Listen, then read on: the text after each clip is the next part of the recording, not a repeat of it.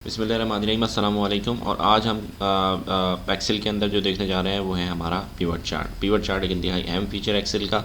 और ये होता क्या है, सबसे पहले ये हमें पता होना चाहिए। Pivot chart is a visual representation of pivot table and the both are interconnected basically.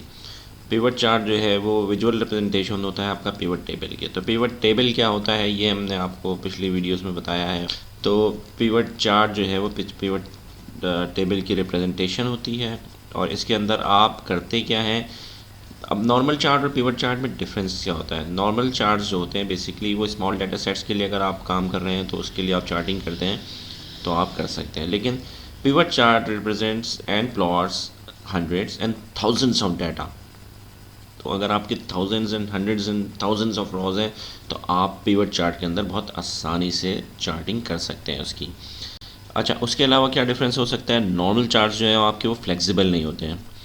Pivot charts जो हैं वो आपके फ्लेक्सिबल होते हैं, मतलब उनकी जो पोजीशंस हैं उनकी जो फ्लेक्सिबिलिटी है उनको आप इंटरचेंजेबल है, उसको आप चेंज कर सकते हैं। अच्छा, नॉर्मल चार्ट्स जो है वो आपकी हर रिकॉर्ड के बारे में डिटेल्स दे रहा होता है, जबकि पिवट चार्ट जो है वो आपका सिर्फ और सिर्फ डिटेल्स दे रहा होता है सब टोटल्स की, समराइज डेटा की। और इस तरह से आप पिवट चार्ट और नॉर्मल चार्ट के डिफरेंसेस को कैटर करते हैं। अब हम देखते हैं कि पिवट चार्ट बनाएंगे कैसे।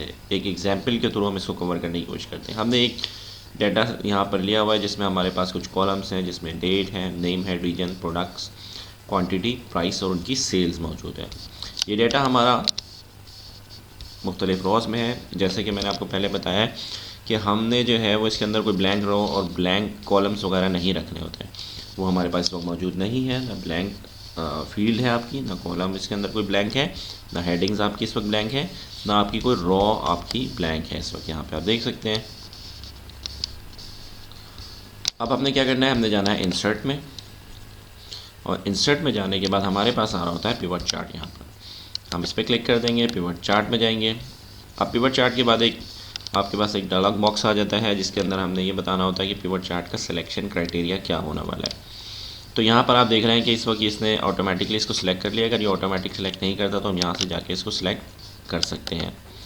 तो इस वक्त हमारे सामने ये सारा डाटा, इंटायर डाटा जो है वो उसकी रेंज हमने सेलेक्ट की हुई है। अगर आपके पास कहीं और डाटा मौजूद है, किसी एक्सटर्नल डाटा सोर्स से आप लेकर आ रहे हैं, वो एक्सेल में मौजूद नहीं है। इस वक्त जो हमारा डाटा है वो एक्सेल में ही मौजूद है, तो इसलिए हमने ये वाली रेंज दे दी एक्सेल वाली। लेकिन अगर कहीं और होता तो हम यहाँ से इसको सिलेक्ट कर रहे होते। हमने चार्ट बनाना कहाँ है, नई वर्कशीट में बनाना है, यानी कि अब एक और वर्कशीट क्रिएट करेगा, इसकी बैक साइड पे शीट 3 के नाम से क्रिएट कर देगा और वहाँ पर चार्ट बना देगा। या हमने एग्जिस्टिंग वर्कशीट पे, हमने कहा एग्जिस्टिंग वर्कशीट पे ही बना देते हैं। हम इसकी लोकेशन बताएंगे, यहाँ पर हमने कहा I1 में इसको जो है वो क्रिएट करें आप, और यहाँ ओके कर दें।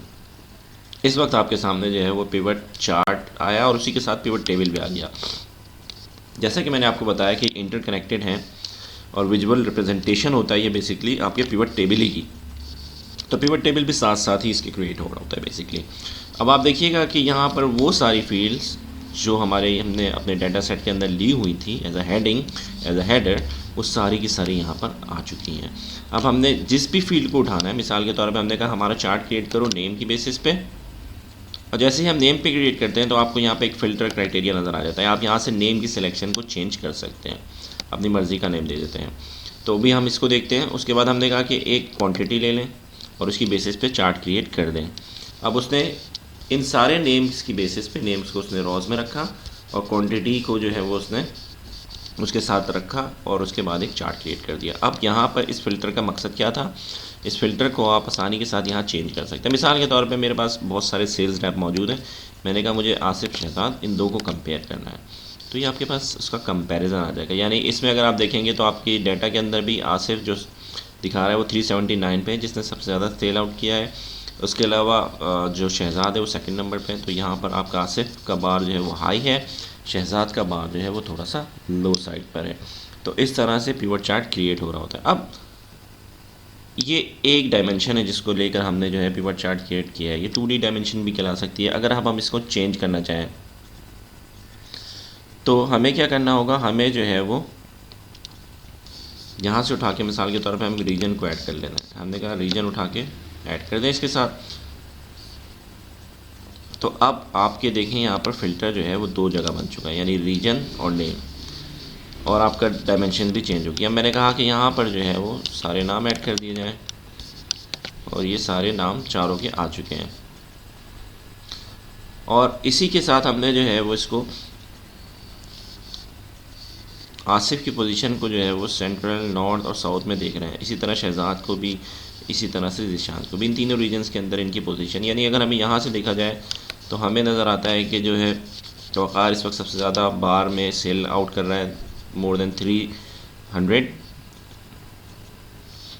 तो इस तरह से अब हमने करना ये है कि हम यहाँ से मिसाल के तौर पर रीजन को चेंज करना चाहें, हम किसी एक रीजन को देखना चाह रहे हैं, तो हम यहाँ से सिलेक्शन करके एक रीजन देख लेंगे। अगर हम एक से ज़्यादा रीजन्स को देखना चाहेंगे तो अब ये भी आप कर सकते हैं, और वो एट अ टाइम सारे रीजन्स को उठा के यहाँ पे रख देगा विद देयर नेम्स। तो इस तरह से बेसिकली पिवट चार्ट क्रिएट किया जाता है। अब इसमें ये होता है कि हम पिवट चार्ट जो है basically it's summary of your data, entire data, और आपके सारे के सारे डाटा का आपने जो है वो समराइज़ कर दिया। आपके सामने जो है पिवट टेबल भी क्रिएट हो जाता है, पिवट चार्ट भी क्रिएट हो जाता है। तो what is actually pivot chart हमने इसमें देख लिया है कि क्या होता है और किस तरह से हम इसमें काम कर रहे होते हैं। अब हम इसमें मज़ीद डायमेंशंस को क्या ऐड कर सकते हैं वो भी देख लेते हैं। और हमारे पास मिसाल के तौर पे अब इसमें मुख्तलिफ़ किस्म के एनालिटिक्स आ रहे हैं, जो चार्ट एलिमेंट्स होते हैं बेसिकली, जो आपके ना यहाँ पर आपको नज़र आ रहे हैं, उसमें से हम किस तरह से काम कर रहे होते हैं उसको देख लेते हैं। अब मिसाल के तौर पर एक्सिस लेवल से आपने देख लिया फ्लेक्सिबल कैसे है कि हम यहाँ से इसको उठा के यहाँ ले आएँ, यहाँ से उठा के इसको यहाँ ले जाएं, तो आपका जो है वो डायमेंशंस चेंज कर सकते हैं आप। तो ये फ्लेक्सिबल होता है पिवट चार्ट आपका, जबकि नॉर्मल चार्ट जो है वो फ्लेक्सिबल नहीं होते इस अंदाज में। अब आपने क्या करना होता है, यहाँ पर आपके पास मिसाल के तौर पे अगर हम देखें तो आपके पास आ रहा है मिसाल के तौर पे, चलें अब हम क्या करते हैं, अब हम इसको वापस ले आते हैं यहाँ पर नेम को, और यहाँ पर नेम आ गया हमारा। हमने कहा कि अब यूँ कि हमारे पास देखें फ़िल्टरिंग के क्राइटेरिया, यहाँ से भी फ़िल्टर कर सकते हैं आप डाटा को, फ़िल्टर आप यहाँ से रीजन से भी कर सकते हैं। आप एक और चीज़ इसमें ऐड की जा सकती है, और वो होता है इंसर्ट स्लाइसर, कि आप जो है पिवट चार्ट एंड स्लाइसर को कैसे यूज़ करेंगे। तो पिवट चार्ट और स्लाइसर को इस तरह से यूज़ कर सकते हैं कि आप स्लाइसर में, आपको यहाँ से फ़िल्टर करने में प्रॉब्लम हो रही है, तो आप क्या करें, स्लाइसर में रीजन्स को ले लें, और जैसे ही आप ओके करते हैं तो अब आप जोन सा जो है वो रीजन सेलेक्ट करेंगे, ये आपके आसानी से सेलेक्ट कर सकते हैं। तो ये इसकी एक ख़ास टेक्निक होती है, ट्रिक होती है कि जिसके ज़रिए से आप अपनी मर्ज़ी से इसको शॉर्ट भी कर सकते हैं चीज़ों को। तो ये तमाम की तमाम चीज़ें आप यहाँ से क्रिएट कर सकते हैं। हमने इसको ख़त्म कर दिया, जैसे ही हमने फ़िल्टर ख़त्म किया तो ये सारा का सारा रीजन्स जितने भी थे वो आ गए। तो इस तरह से आप फ़िल्टर्स को ऐड कर सकते हैं और उसको ख़त्म कर सकते हैं। आप स्टाइल चेंज करना चाह रहे हैं इसका, मिसाल के तौर पर मैंने कहा भाई मुझे जो है वो स्लाइसर के स्टाइल चेंज करने हैं, तो आप कोई सा भी कलर जो है वो अपनी फॉर्मेटिंग के हिसाब से ले सकते हैं यहाँ से।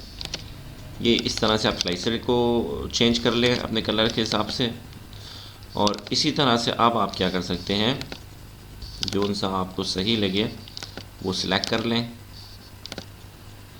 और उसके बाद जो है वो आपने कहा कि ठीक है जी मेरा ये सिलेक्शन मैंने कर लिया है, और मुझे जो है वो यहाँ पर भी इसको चेंज करना है। तो आप जोन सी डिज़ाइन चाह रहे हैं, जिस तरह का डिज़ाइन चाह रहे हैं, तो उस तरह से आप अपने डिज़ाइन को क्रिएट कर सकते हैं, और इस तरह से आप अपने पिवट चार्ट को बनाते हैं। तो ये एक बेसिकली